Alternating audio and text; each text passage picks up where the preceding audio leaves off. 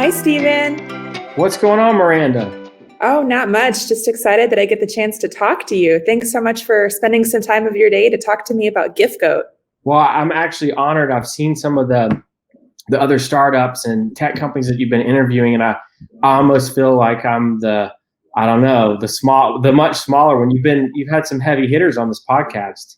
Yeah, but so far you're the only one that's come in with a branded shirt, so you're definitely taking it like. Oh, really? Well, yeah.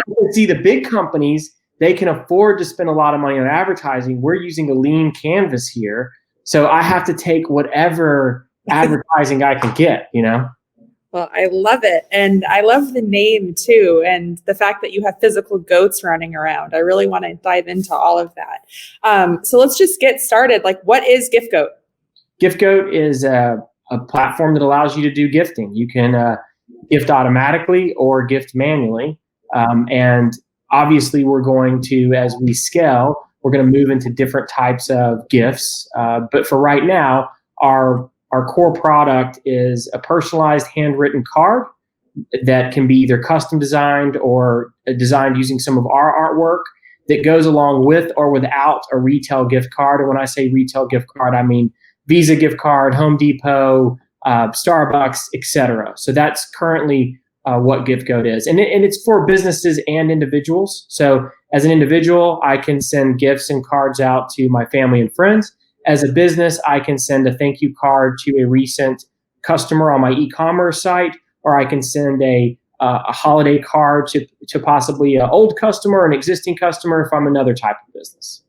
So basically you could just, identify someone's birthday and then just put it on an auto and never forget grandma's birthday again. She'll always get a gift. That's really cool. Yeah. I mean, so the way it works is that if you have your family added into your account, for instance, it's going to remind you a month before, 2 weeks before, 1 week before this person's birthday to take some type of action.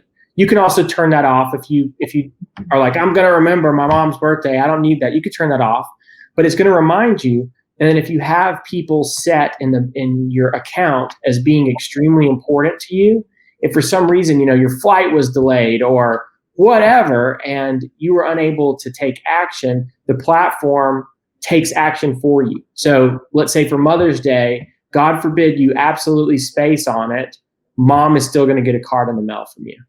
That's amazing. I'm notorious for getting birthdays, anniversaries. I actually have a friend who I've been leaning on and just hoping that she'll remind me when it's our mutual best friend's birthday or something. I'm like, the fate of this is in your hands. So it would be nice to take some of the pressure off of her.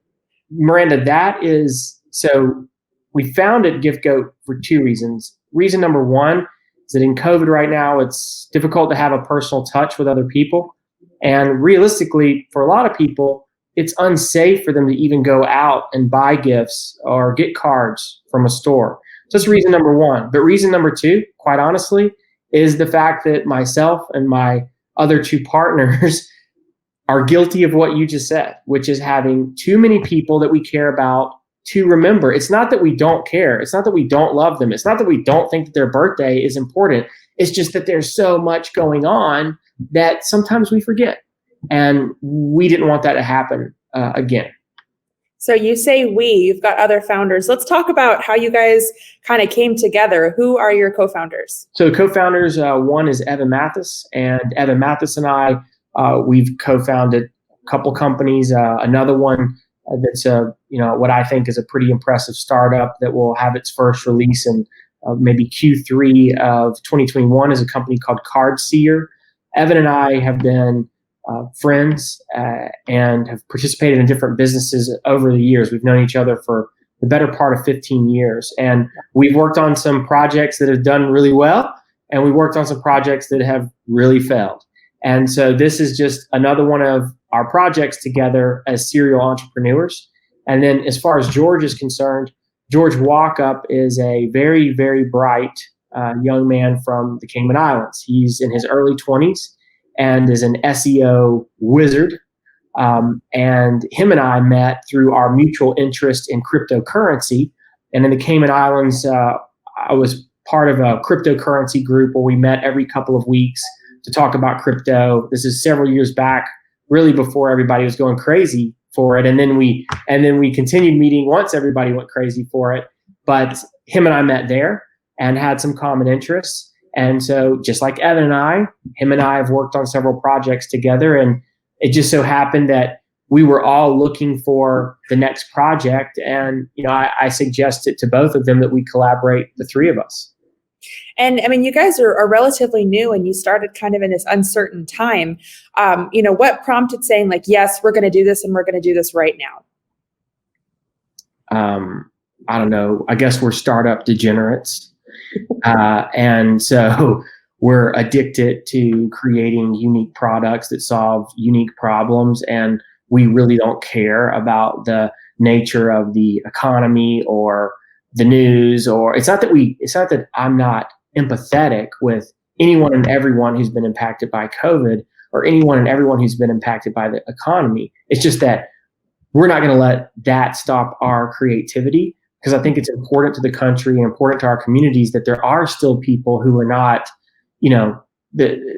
letting it get the best of them and still trying to push forward, not just for our own good, but to let other entrepreneurs and other business owners know, like, don't be scared of things that are happening, adapt to things that are happening, serve people in different ways. And I'm proud of a lot of companies that have really transformed themselves through this time into serving their customers and employees better. So I don't think it really was even we had zero reservations about the fact that it's happening right now.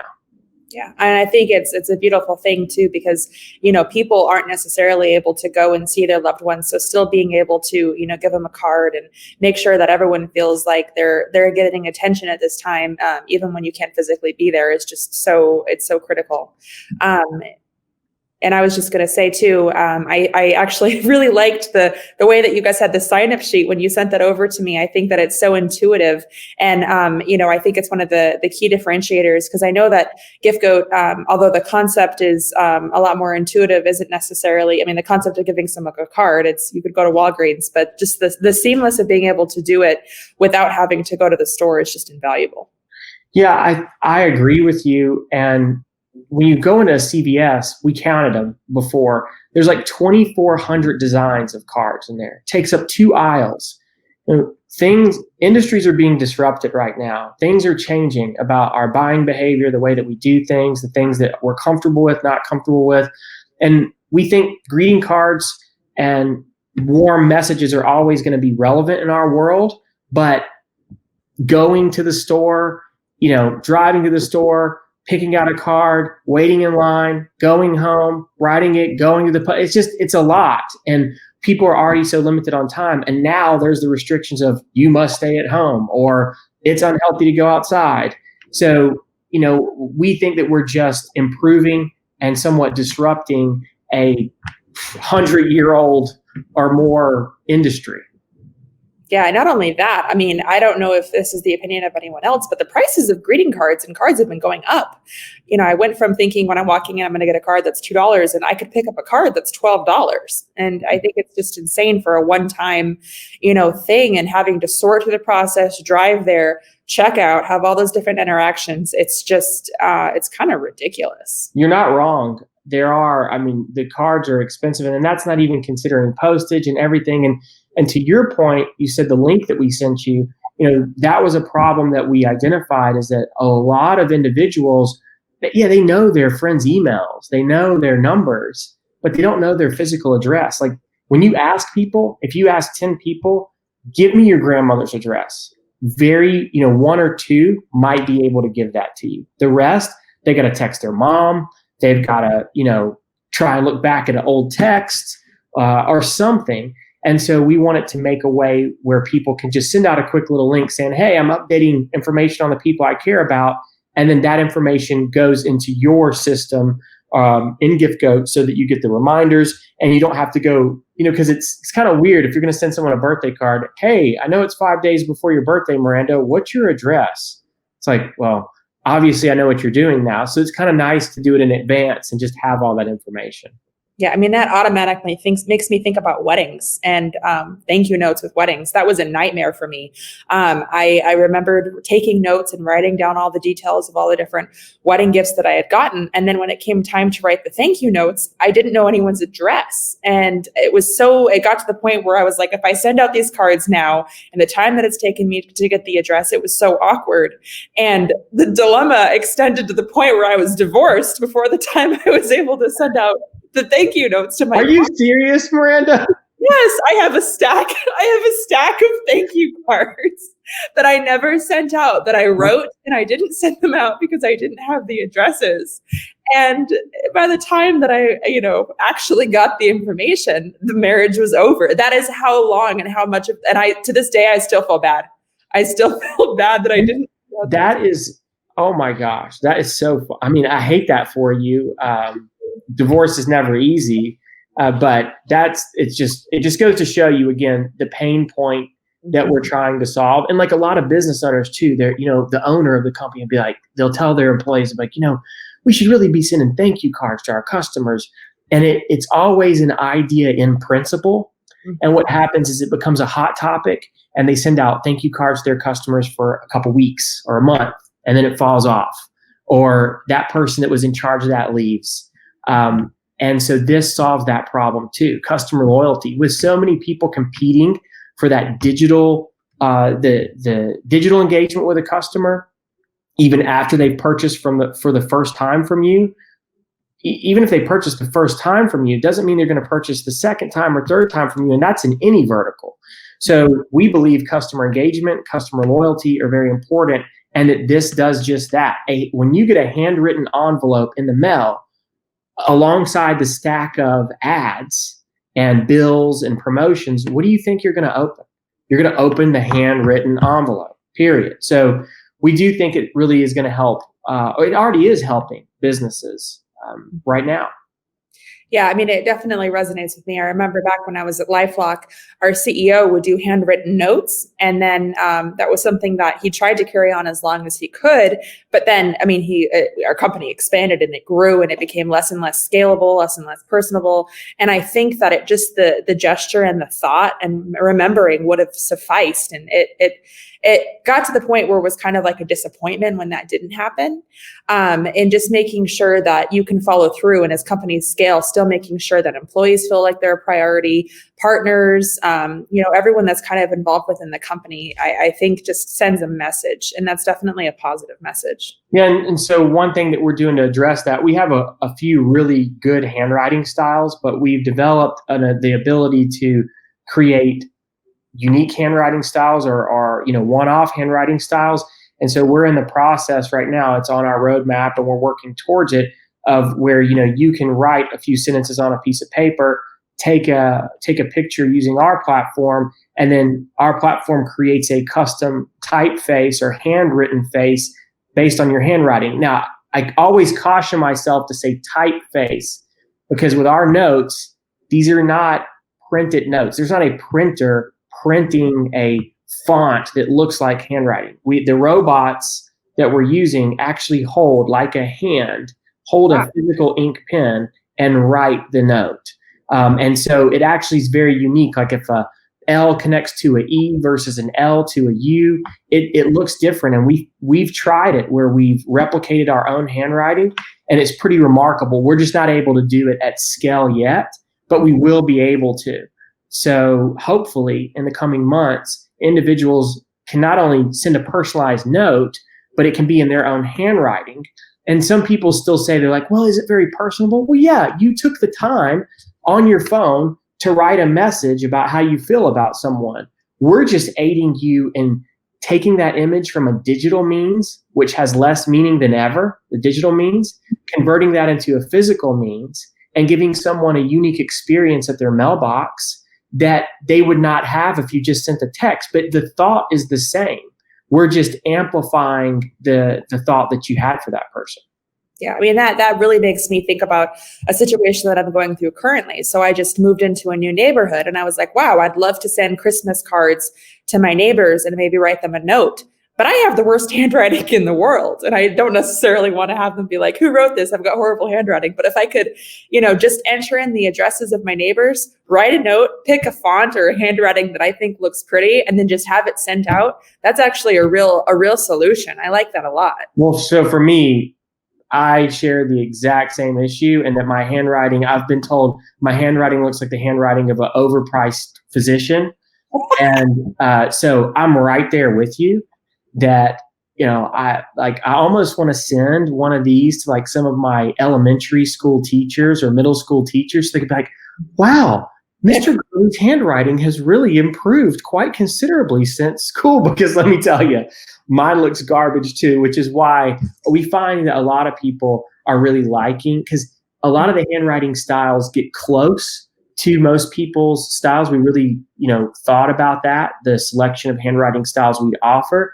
And so we have some that are, where people are printing, some in cursive, some that are very well done, look like someone did it slow, some that kind of look like they did it fast. Mm-hmm. So we think the default selections of handwriting styles that we have are really good. And then if you receive one of these and actually see it, I mean, it's so obvious that the ink, that a pen did it. It does not look like some of these cheap things you've seen where people just print a cursive font on a piece of paper.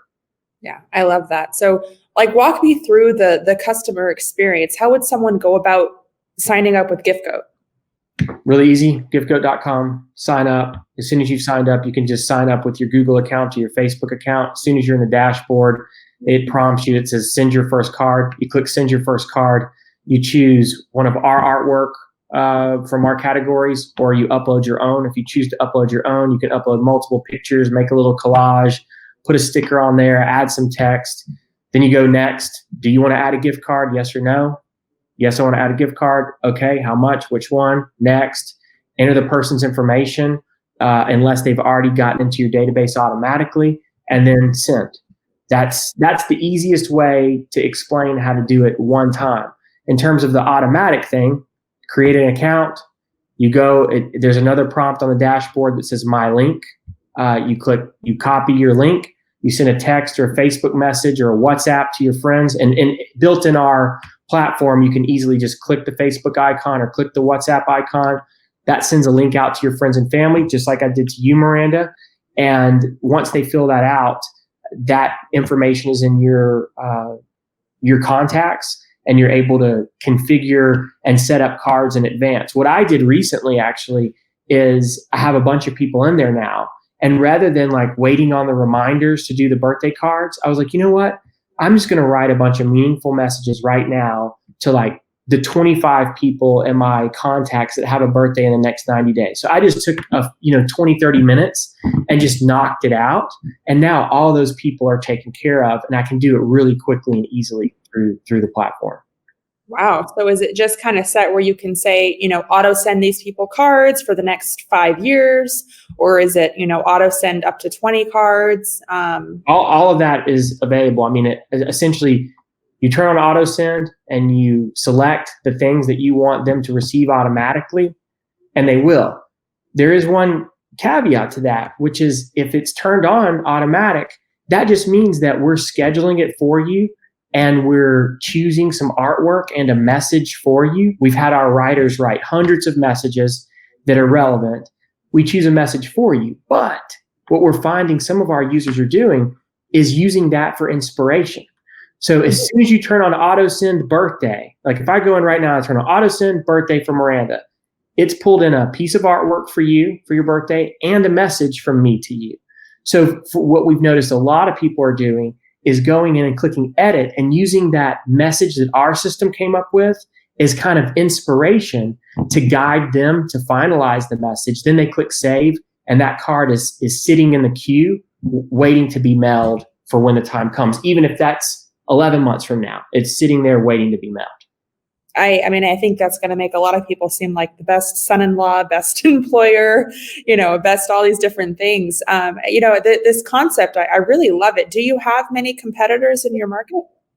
So we have some people that are doing the handwritten card style of things, but none of those competitors are doing the automation, okay, where there's a ton of reminders for you, and then if you don't take action, it takes action for you.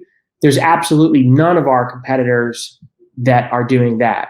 None of our competitors are, right now we're in talks with several different entities that we're looking at either partnering with or acquiring that offer other types of gifts that we're going to be, right now we have a gift card and a handwritten card, but soon you can expect things like maybe treats. Okay. I'm not going to say what treats or what we're looking at, but we're close on a deal that I think is going to be awesome for people. And so we'll be the first that are doing this handwritten card plus other types of gifts. And of course, our secret sauce is the automation where action is taken. And to our knowledge, there's not anyone who is offering to create a custom handwriting style. And to our knowledge, there's not anyone looking to do many of the things that we're looking to do going forward to improve the gifting experience for people.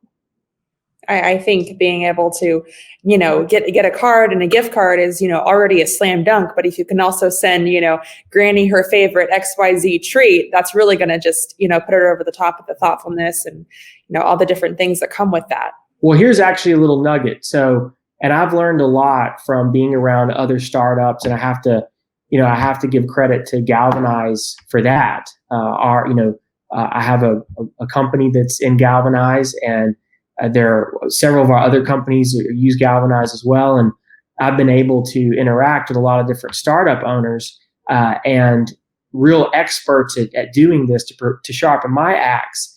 And one thing that I really learned from some individuals there was the experimentation before spending a ton of money. Better to experiment with like 10 ideas and pursue one of them based on the facts and evidence than to just emotionally think something's a good idea and begin spending money. So what we did, Miranda, is we were thinking, okay, what gifts do people like? Because we had the idea, okay, what if we automated gifts? What if we gave people the opportunity to easily send gifts or automate sending gifts? That was like the thesis. We're like, well, people, how will they get their addresses? And we also said, well, what gifts do they really like? We know the easiest things to do, but what do people actually like? So we did a sample of several hundred people where we sent them out the link. It didn't say Giftgoat. It was using a different brand name, a temporary brand name called, I think the domain we used was Ziltra. And we sent the message. I'm updating information on my friends and family. I'd love to get your address so I could send gifts to in the future. We monitored how many people got that, how many people filled it out. But after they filled it out, it asked a question. It said, out of all of the gifts below, which would you personally like to receive the most? And believe it or not, the number one choice out of all the options we had listed, which every time it loaded, it shuffled all the options so that it was a true controlled experiment. People chose gift card as the number one overwhelming choice. And the second thing was a handwritten card.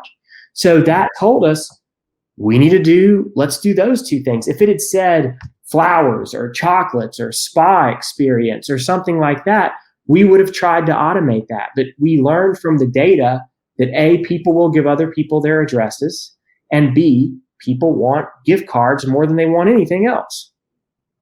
Yeah, I mean, I totally agree with that. I was just talking to my staff and I was like, hey, the holidays are coming up. What would you like for your holiday gift? And they were like, money, gift cards. So, I mean, that's why we went with, kind of the most basic, which was an Amazon gift card. And I really wish we could have made it more, personal or something like that. But I was like, they don't want to, You just hit it right on the head. So how I can put in an envelope, Merry Christmas, $100 Amazon gift card in there and hand it to them. And they're at a special time and they're expecting it. Or they go out to their mailbox, it's the same crap every day. And then all of a sudden they see an envelope from Miranda. They open it up, it's handwritten. It tells them about how much you appreciate them this year, so on and so forth. And the Amazon gift card is in there too. That to me is a completely different experience than the traditional, hey, you got me a Starbucks gift card for Christmas. I got you a Home Depot gift card for Christmas. Merry Christmas. Like that's so, I don't know. I would rather someone keep the $25. I keep my $25 and we just have a phone call if it's going to be like that. Like make it personable. And we believe that's what we're doing. Yeah. And I love the name too. I mean, Giftgoat, how did you come up with that name? We're branding nerds. So I am like a trademark weirdo. Okay. I'm obsessed. I'm a domain hoarder. I'm a trademark hoarder. And so we all, Evan and I, we both really like unique brand names. And we actually had one. We were going to use the name Gesturely. And we had some intellectual property attorneys go over my research, and we found that we might be infringing on someone's mark. And so we elected not to go with that mark. And at that point, we're like, okay, well, Gesturely, that was cool, but people are going to have a hard time spelling that. We don't want to go with something that says like handwritten note or gift card. We're like, and we want to do more gifts. So we're like, okay, we got to put something with gift. And George came out and he said, what we should really do is look at the top 100 cutest animals, and whichever one in the top is available as a trademark, we can get the domain for, and is cute and is easy to spell. Let's go with that. So we looked at like Gift Lemur, because companies like MailChimp, for instance, what do? They send mail, and it's the chimp. So we figured kind of the same logic. So we went down the list and we saw goat. We're like, okay, well, goats are super cool. Everybody likes goats. Plus, goat means greatest of all time. So essentially, what we're saying is, our platform is the greatest of all time at gift gifting. Eventually, we'll be the greatest of all time at gift giving. Right now, we're in the infancy phase, but eventually, that's our big, hairy, audacious goal, right? Is to be the GOAT in that space. So we felt it was fitting, and it's worked out for us. Everybody's really taken a liking to the name. Yeah, I mean, I think it's clever. I think the icon's cute. I thought the exact same thing, like gift the greatest of all time. I was like, yeah, that makes a lot of sense. And I was really surprised that you were able to like get such an amazing name that captured the concept, that made sense, that also had a cute animal. I mean, all those components. I mean, present chinchilla wouldn't have sounded as good. Right, exactly. But the domain hoarder in us, we have like all the cute animals. So we're like, we've had some not disagreements, but just differing opinions with like pricing structure or like what feature should go first or whatever. And it was funny because Evan said one day, he's like, I could see the price being structured a lot differently. Like I'm just going to turn on giftlemur.com with the same web application running it. And George was like, well, if that's the case, then I'll turn on gift. And we said like another animal name. We're just joking, but it's just so funny how sometimes like the simplest of logic can result in the best brand name. Mm-hmm. Yeah, I mean, I think I also found that when people do colors, I like it when people do colors like the green olive or like things like that. So I think that the being able to envision it is just really great. So when you send out the cards, I'm just curious, does it have any Giftgoat branding on it? Yeah, so eventually we'll allow businesses and people to turn that on or off. We thought, okay, Hallmark, they put their logo on it. Papyrus, they put their logo on it. American Greetings, they put their logo on it. We should be able to put our branding somewhere, right? So we kind of followed the iPhone, the Apple marketing, because Apple was really smart. When they first introduced Apple Mail from the iPhone, the default, and still to this day, if you don't change it, is sent from iPhone or sent from my iPhone, I think it says, which is just basically saying, hey, excuse misspellings. But we really liked that simplicity of it was making a statement, letting you know the source, but also advertising the iPhone. So at the bottom of each card in very small text, not on the artwork side, but on the side where the handwritten message is, at the bottom it says sent with love from Giftgoat. That's it. So we are branding them, but in the coming months, we're going to be transitioning to a subscription model, both for individuals and businesses. And at certain levels of that subscription model, you'll be able to turn off, if it bothers you, Sent with Love from Giftgoat. We haven't had anyone message us, and we have businesses and individuals using it. We have had a lot of feedback, which has been amazing, but we haven't had anyone point to, hey, it says sent from Giftgoat, sent with love from Giftgoat on the bottom. I don't really like that. That hasn't been a concern for anyone. And I mean, we even have religious institutions using the platform right now to send out cards to donors and so on. And they don't even have a problem with that. That's amazing. So how many different types of, you've got individuals, you've got religions, you've got businesses, who's the majority user with Giftgoat? We're seeing everything, Miranda. I mean, we're seeing people who are just doing family stuff. We're seeing people who are like yourself, who are in a managerial position at a company and wanting to tell their employees or colleagues, thank you, Merry Christmas, etc. We're seeing, nonprofit organizations look to the platform to do fundraising, because yet again, their typical fundraising piece has been phone calls and emails. Okay, getting through the noise. Phone call. Am I going to answer it? Probably not. Email. I get a ton of those. Mail. Tons of ads. And if you send an envelope that just has the typed return and to address, a lot of times trash. So the mission is to get through the noise. So we're seeing nonprofits take advantage of it. Businesses, not just cross-selling, but thank you for using our service. I mean, we've got commitments from several different businesses to do a lot of cards in 2021 because they believe that it's a big opportunity for customer loyalty and retention. So to answer your question, it's the old granny that's like that's got her grandson next to her, probably helping her send out her Christmas card, to a sophisticated business owner that wants to increase their revenue. And that's incredible. I mean, how many people do you have working on this project? It has to be a lot, and quite a few robots, frankly. People that we have working on the project. I don't know the number right now because we're utilizing in-house, we're utilizing outside, freelancers and stuff. Look, it's COVID, so you've got a lot of people working remote. So we've got a team that started small and is growing a lot bigger. In terms of robots and capacity there, we have one capacity now, which I believe is strong, the capacity that our platform can handle, but we're working on and we're working towards expanding that capacity. So start off as a handful. We hope to be, within a year, we hope to have dozens and dozens of employees. We want to hire people. That's what America's all about, is creating businesses that in turn hire people and help them provide better for their families. So we hope that with everyone's support, we'll be able to do that. Yeah, I mean, I got to think with the people that are writing those like greeting card messages, it's got to be more personable than the things I'm seeing at CVS, and more creative for sure. Yeah, we're I'll tell you, one of the challenges is the artwork. You would think like 2,400 designs in a CVS, 2,400 designs. That's crazy. You'd think that it's just easy to show artwork. One of our biggest challenges is the creation of solid artwork. And we got really caught up in that at first, but we found more than anything, most of our users are uploading their own artwork using our image creator. Our card creator. They're not using our existing designs. And the ones they are using, they're mainly using the funny ones.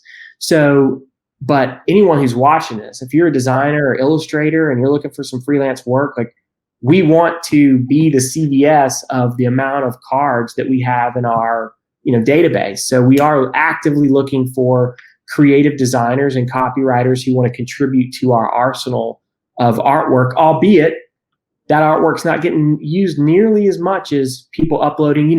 We're seeing a lot of people upload like a photo from last Thanksgiving where they were together with people, and this Thanksgiving they're not. They're like, I remember last year, I can't wait, after this year passes, hopefully it'll be different next year, that kind of thing. So, yeah. I mean, I think that that's incredible. And I would love to be able to just, here's me and my son this year, happy Thanksgiving, Merry Christmas, Happy New Year, and just call it a day. And I think that that's really great. Everyone gets a picture. Grandma's happy. She can hang it on her fridge. She feels like she, got a message from us. I think it's beautiful.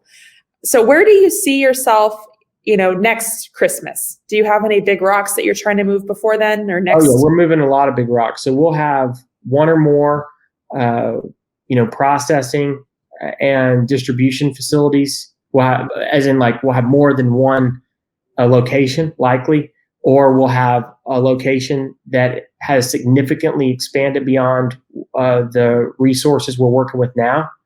We'll have expanded the ability and the selection of gifts.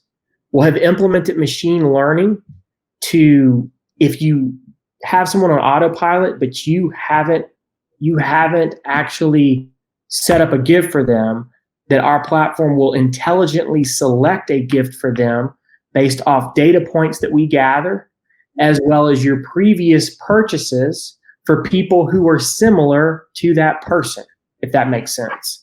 So I think that's a big one. We'll be offering a lot more than gift cards and handwritten cards at that point. We will likely have, right now, the way that we want it to feel really personalized. So right now, all of the postage, the stamp, it's stamped on there. It says Phoenix, Arizona. We haven't had any complaints about that where grandma's been like, how did my grandson send me a postcard from Georgia, from Phoenix? We haven't had that yet, but we want to get to people's mailbox faster and want to expand the personalization. So we're also looking into the logistics of getting cards mailed out and postmarked from locales other than a central location. And, a lot more stuff. Obviously, I already mentioned the custom handwriting styles based on just a user writing a couple sentences on a piece of paper.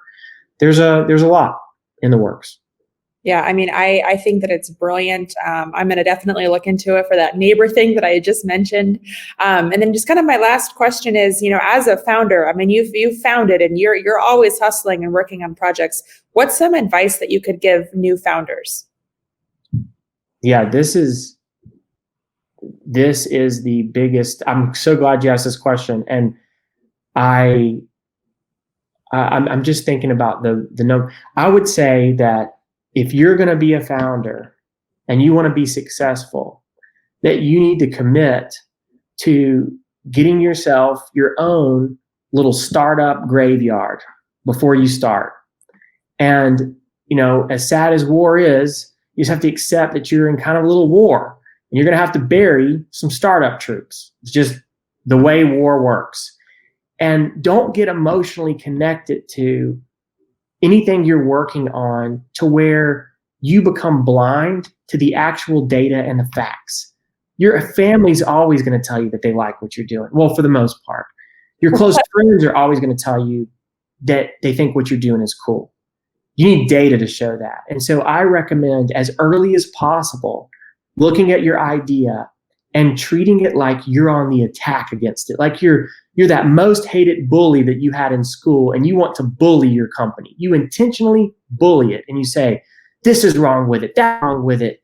I'm going to prove that this is a dumb idea through this, piece of data, and actually design experiments and go out and obtain that data and try to prove to yourself that your business does not deserve to live and it belongs in your little startup graveyard. And if that data comes back, you've just saved yourself, your friends, potential investors, a lot of money, a lot of heartache, a lot of disappointment. You bury that idea in the startup graveyard and you think about the next thing. And then you fight that idea again using data and real experiments to make the decision whether to continue to the next step. Just alone this year in 2020, Miranda, I have Giftgoat is one startup that's alive as an example, but I have two startups that are in my startup graveyard from this year where we spent, 10, 20 grand proving that those startups did not deserve to go to market. So, and here I am now with something that obviously deserves to go to market and is being, covered and appreciated by a lot of people. So that, although that was a long, speech, I really think that's important to disprove yourself and not let your ego get in the way. I think I mean, you're the second successful founder that I've ever heard say that in my time. And, I think that that's so true. I mean, the first time I had ever heard anything close to that, it was, if you have a good idea and you think it's a great idea, go at it 100% until you stop. He's like, and when you stop, you're done. And I think that that's something that, if you get too attached to something and it becomes personal, then you're not looking at it objectively. And I think that that's one of the best things that you can do, not only with your startup, but, as you're just kind of navigating your business and the whole experience in general. It's, go at something until you shouldn't. Yeah, well, and look at the data, because everything that when you have a business and you have an idea, you're like, well, we can do this. Okay, that's an assumption. We can make this much money. That's an assumption. People will love this product. That is also an assumption. So, design an experiment around proving that assumption right or wrong. And that's it. And if the experiments come back and your assumptions are wrong, you're a smart person. You're an entrepreneur. You are doing the experiments. Move on to the next one. It's not that big of a deal. Yeah, I think that's great. And I mean, my one last question that makes me think, how long do you think someone should wait before jumping into an idea or just trying something? I think if you have an idea, you immediately do some research and try your best to find something out there that's exactly like what you're wanting to do, and analyze yourself, do a SWOT analysis against your idea and the existing thing. If there's no existing thing, that's great. If there is, do your SWOT. Next step, build a list of assumptions that you have around that business immediately. What are my assumptions? I assume that people will like buying sweatshirts. I assume that that I can get people through my Facebook group or my Facebook to buy sweatshirts from me.